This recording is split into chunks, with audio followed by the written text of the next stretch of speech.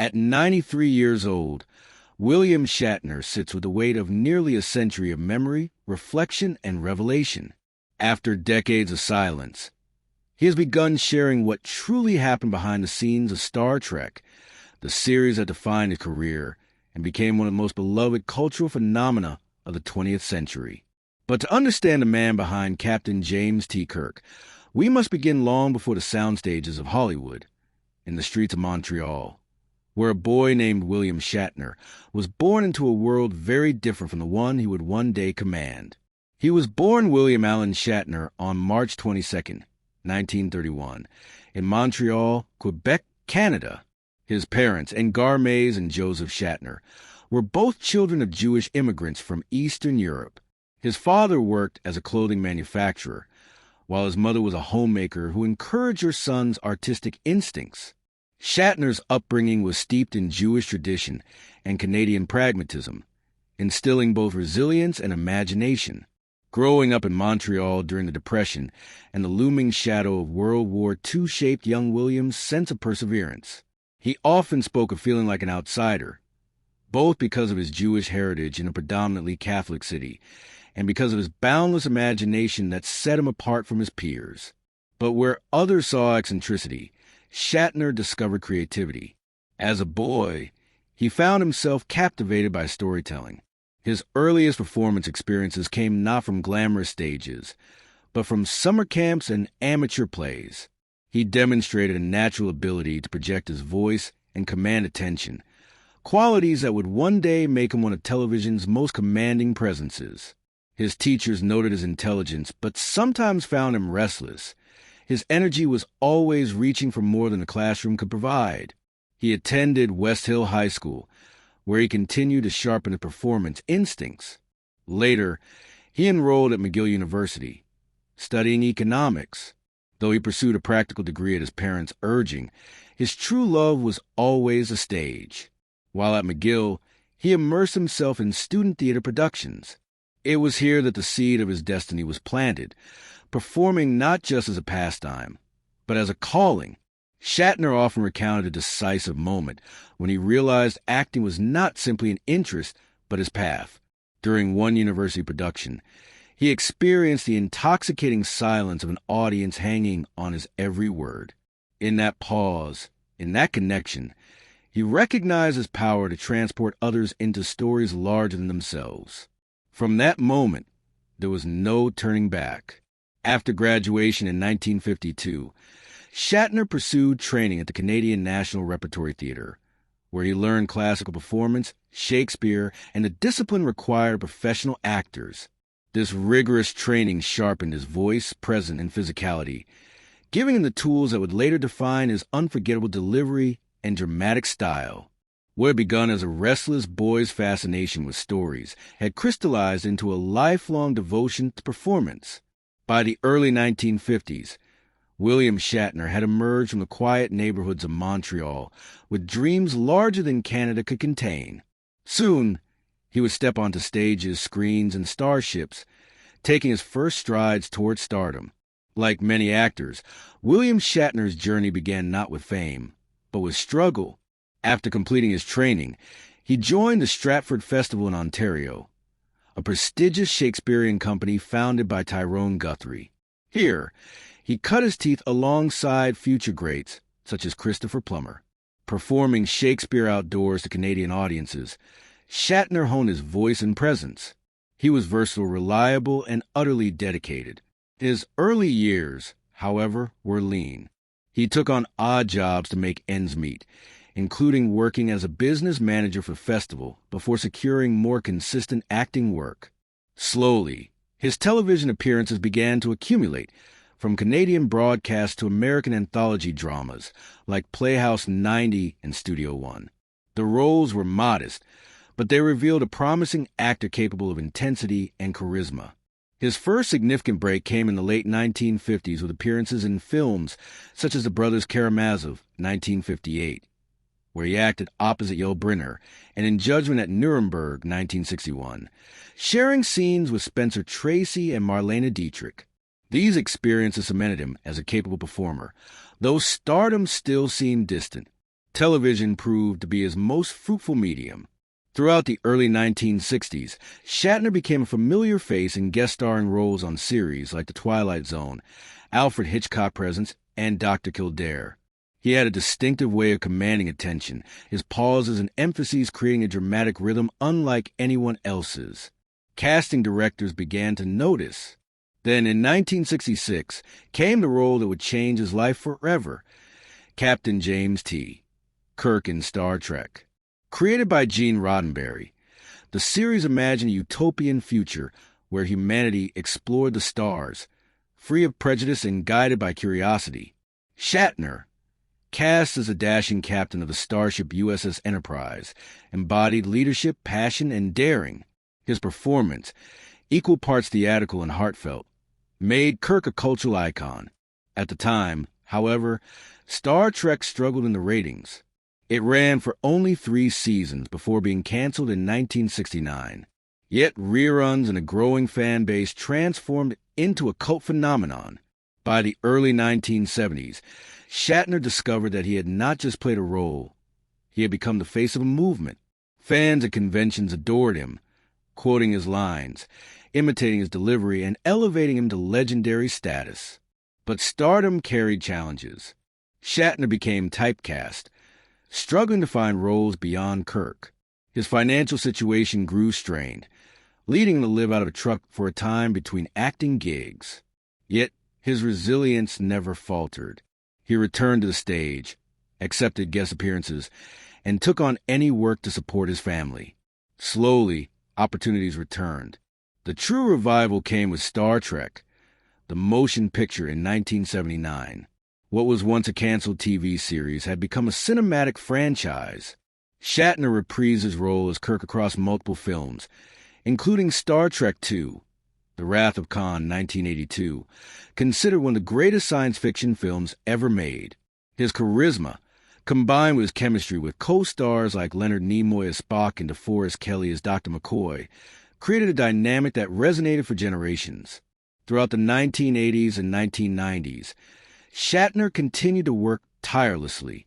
He found success in television again with shows like T.J. Hooker and later reinvented himself as a self-aware pop culture figure, parodying his own style in commercials and appearances.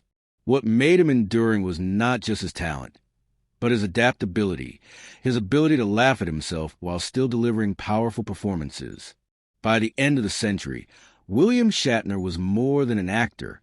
He was a cultural touchstone, a symbol of exploration, leadership, and perseverance.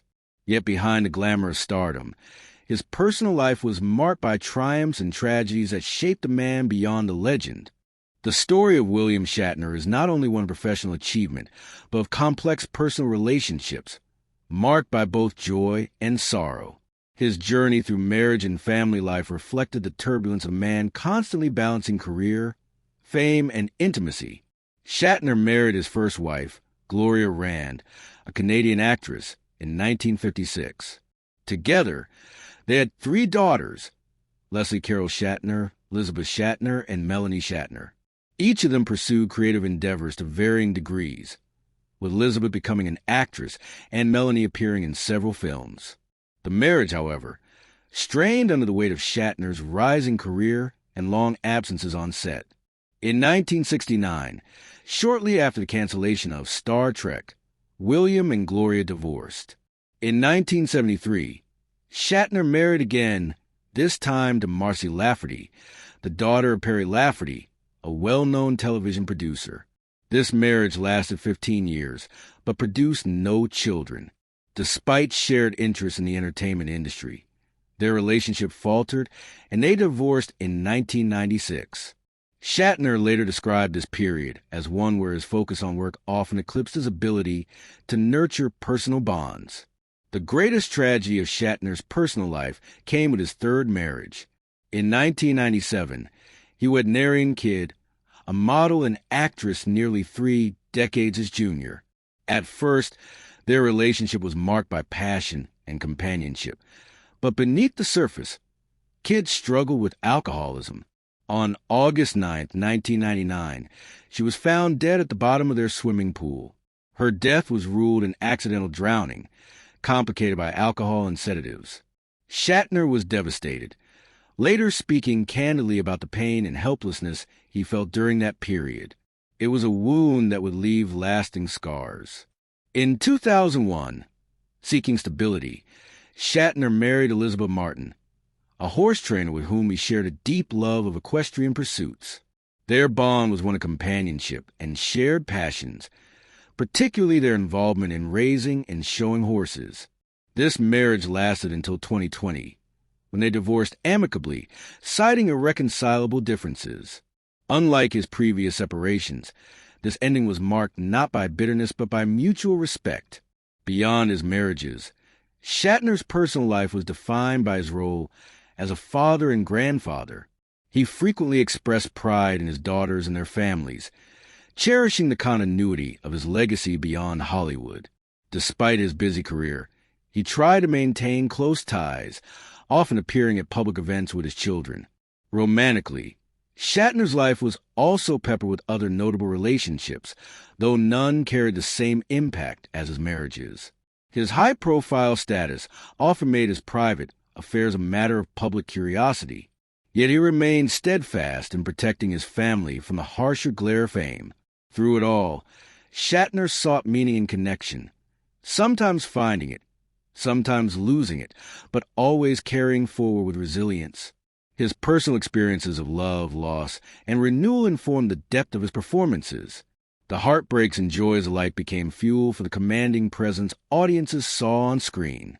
By his 90s, William Shatner had lived through triumphs and tragedies of the heart, but there was still one story left for him to tell: the truth about what really happened on the set of Star Trek. Now, for the first time, at the age of 93, William Shatner has spoken candidly about what really happened behind the scenes of Star Trek. For decades, rumors swirled. Tales of conflicts, jealousies, and egos clashing on the bridge of the USS Enterprise. Fans speculated endlessly. Was Shatner a domineering star? Were tensions with co-stars like Leonard Nimoy, George Takei, and Nichelle Nichols exaggerated or real? After years of deflecting, Shatner has revealed his truth. In his reflections, Shatner admits that the set was far from the harmonious utopia it portrayed on screen. "We were young, ambitious, and hungry," he explained in recent interviews. "And I was the lead actor. Sometimes I let that go to my head." By his own account, he acknowledges moments of arrogance, of monopolizing screen time, and of being unaware how his behavior affected those around him. His relationship with Leonard Nimoy, however, was the most complicated and enduring. At first, there was rivalry. Kirk and Spock became cultural icons, but behind the scenes, Shatner sometimes worried that Spock's popularity overshadowed his own. Yet over time, mutual respect blossomed into a deep friendship. Shatner has confessed that Nimoy's death in 2015 left him with regrets over unresolved tensions, a sorrow he still carries. With others, the wounds ran deeper. George Takei, who played Sulu, has long been vocal about his frustrations with Shatner's behavior. Shatner now admits that he may not have made the effort to build bonds with his castmates, focusing instead on his own career trajectory. "I was so consumed with making the show work, with carrying the responsibility of being the captain, that I sometimes forgot they were carrying it too," he reflected. But he also pushes back against the more exaggerated tales. The set, while competitive, was not a battlefield. It was, in his words, a family under pressure, trying to keep a struggling series alive in a network that didn't fully believe in it. The actors often worked long hours, battling low budgets and constant uncertainty about whether the show would survive another season. Stress, more than animosity, fueled many of the conflicts. Perhaps the most poignant revelation Shatner shares is that, despite the difficulties, he has immense gratitude for his colleagues. He credits Nichelle Nichols for her trailblazing role, DeForest Kelley for his steady kindness, and James Doohan for his humor and dedication. Looking back, he admits that while he may have sometimes failed him as a friend, they succeeded together as pioneers of something larger than themselves. Star Trek wasn't just a TV show, he reflects. It was a vision of the future. And in trying to embody that vision, We sometimes forgot to live it with each other. That's my regret, but also my pride that despite our flaws, we created something enduring. After decades of speculation, the truth is not one of scandal but of humanity. A group of young actors, under pressure, clashing and bonding, ultimately united by a story that would outlast them all. In his later years, William Shatner continued to defy expectations. Far from slowing down, he remained as energetic and curious as ever. He explored music, releasing spoken-word albums that became cult favorites. He embraced comedy, appearing in self-parody roles that endeared him to younger generations. And in 2004, he won an Emmy Award for his role as the eccentric attorney Denny Crane in Boston Legal, proving his acting prowess was undiminished by age. Shatner also pursued passions beyond Hollywood. A lifelong equestrian, he bred and showed horses, finding peace in the rhythms of rural life. He became an outspoken advocate for animal welfare and environmental causes. His curiosity even extended to science itself. In 2021, at the age of 90, he became the oldest person to travel to space aboard a Blue Origin flight. The experience left him profoundly moved. He described looking down at Earth as the most profound experience of my life, filled with both awe and sadness at humanity's fragility. Even as he aged into his 90s, Shatner remained active on social media, engaging directly with fans, often with humor and candor. His willingness to adapt, to reinvent himself, kept him culturally relevant across generations. To some, he was Kirk. To others, Denny Crane. To many, he was simply Shatner, larger than life, endlessly curious, and unapologetically himself. As of his 93rd year, William Shatner is still very much alive, a living legend. His resilience, both personal and professional, has allowed him to endure where many of his contemporaries faded. He continues to write books, give interviews, and share stories, including the long-awaited truths about his time on Star Trek. His legacy, however, extends far beyond any single role. Through Star Trek, he became a symbol of humanity's drive to explore, to imagine, to reach beyond the stars. His portrayal of Captain Kirk inspired generations of scientists, astronauts, and dreamers. Countless people in the fields of space exploration and technology have credited the show and Shatner himself as their inspiration. The cultural ripple effect is immeasurable, but his legacy is not without complexity. Shatner himself acknowledges regrets, relationships strained, words left unsaid, mistakes made. Yet he frames these not as failings, but as part of the human story. To live, he insists, is to stumble, to learn, and to carry on. It is precisely this honesty, this willingness to admit imperfection, that makes his reflections in his 90s so powerful. As the credits roll on a life still unfolding, one truth stands clear. William Shatner is more than an actor, more than a captain. He is a storyteller who, through triumph and tragedy, has left an indelible mark on culture and imagination. His journey from Montreal to the stars is not just his story. It is ours, too, a reflection of humanity's eternal quest to boldly go where no one has gone before. And so, at 93, William Shatner reveals not only what happened on the set of Star Trek, but what it means to live a life as expansive, daring, and unforgettable as the galaxies he once commanded.